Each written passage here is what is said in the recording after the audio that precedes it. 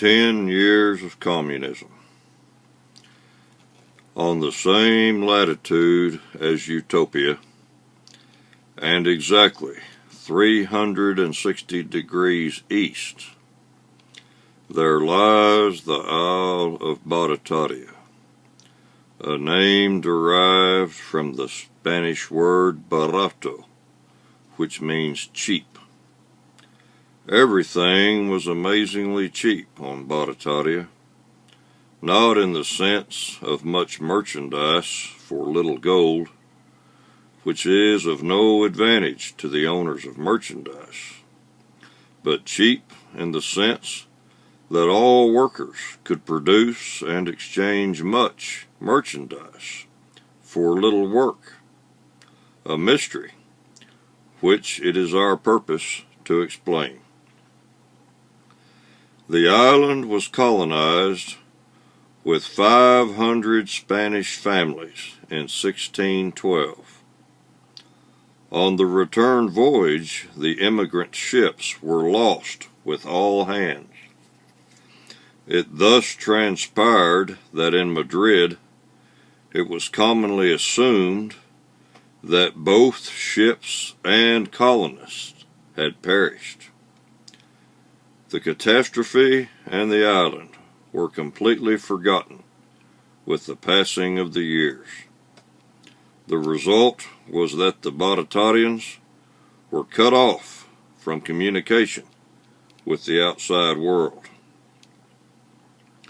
We are interested here in the economic development of the islanders from the time of their isolation to the time of their rediscovery. The narrative which follows is taken from the chronicles of the island, compiled right through the years by the minister of the capital city, Villapanza. In the beginning, the Baratarians managed their affairs communistically, but the system bred discontent, and within 10 years the settlers were called together by the teacher, Diego Martinez, to discuss the introduction of a system which encouraged private enterprise and offered personal gain. Here is a copy of the manifesto which convened the meeting. Manifesto.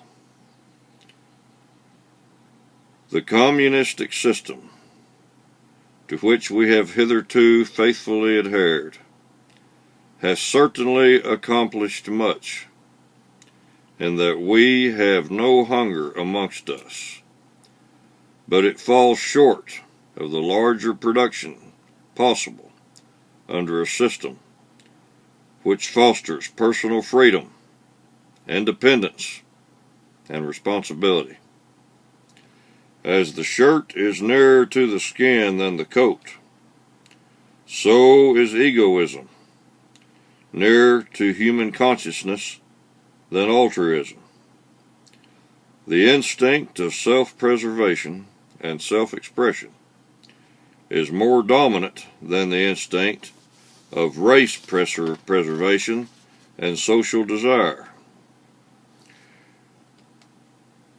Responsibility for the actions and inactions, the commissions and omissions of society are not individually realized.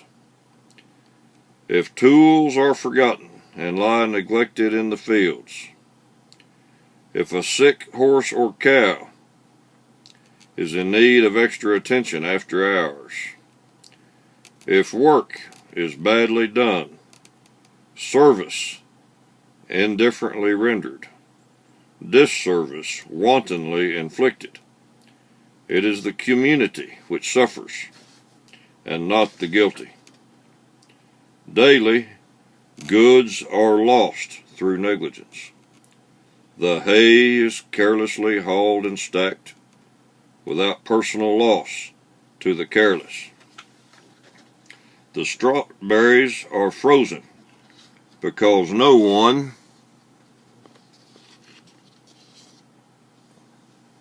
will take the extra precaution of strawing them against the summer frost. It is everybody's duty, which means it is nobody's, even if duties are allocated and imposed. The loss is social, not personal, and the discharge of collective task. The pace is set by the slowest man. The moment that Fatty Gomez shouts, "Cease work," all throw down their tools in the mire, none feeling responsibility for the tools.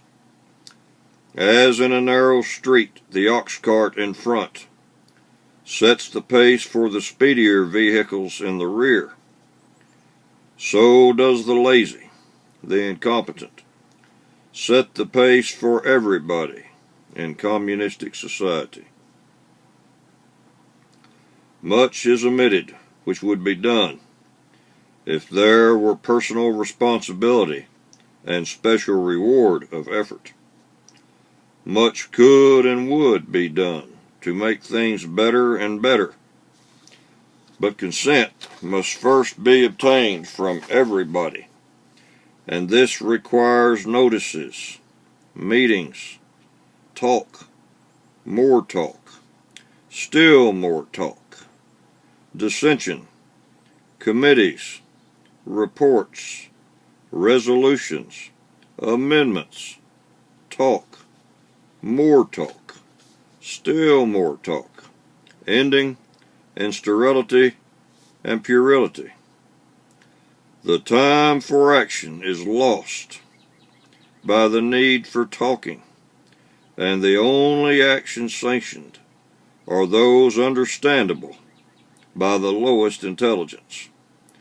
For the final decision, no one accepts personal responsibility and sustains no special loss.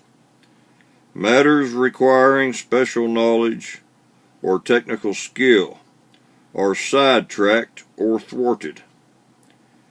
Inventors despair of securing the consent and support of ragtag and bobtail. To the unenlightened majority, the unusual is always fearful, visionary, and undesirable. The result is that we lose the vast potentialities of skill and efficiency in our men and women, and despite the wonderful bounties of nature, we remain not hungry, but poor. The expression of personality is crushed under the dead weight of social constraint. Footnote. These serious attacks on communistic management are also valid against democratic or majority ownership and operation of industry. State interference with economic life tends always to human servitude. Free economists share with the more enlightened socialist the concept that the state itself, as it is now known, must be either dismantled or transformed. Free land and free money render all the ocracies and isms superfluous. Democracy, autocracy, aristocracy, plutocracy, all disappear into history. As Rousseau has well said, the state of today arises with private property in land.